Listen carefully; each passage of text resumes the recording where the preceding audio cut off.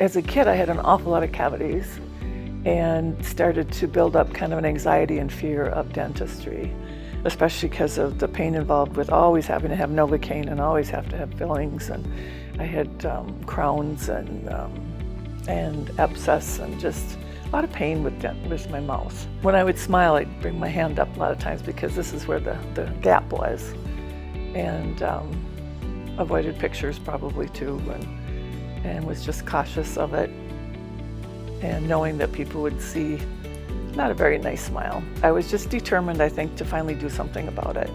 I think there was a sign somewhere about being fearful of dentistry, and I sat there and thought about it and just decided, especially with my grandkids, I don't want them to be embarrassed of toothless grandma.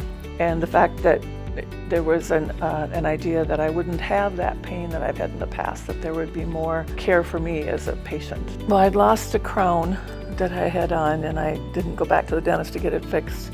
And then pretty soon another tooth chipped, and then another, so I knew I had teeth that were lots of problems. When you have fear of dentistry and fear of the pain, you do try and avoid it if you can. I had some pain, not enough to force me to go back to the dentist, so I stayed away instead of getting them fixed.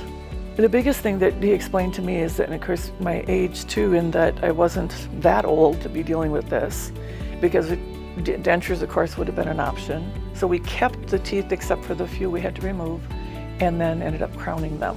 With the technology and the things that they could show me as to what my issues were and the options that I had, it made it easier for me to make the decision. This is what I really focused on, I think, and noticed, was that I knew there was a gap, and when I would smile, that gap was going to show. And some of the coloring too, I've forgotten. Wow, yeah, I got rid of that.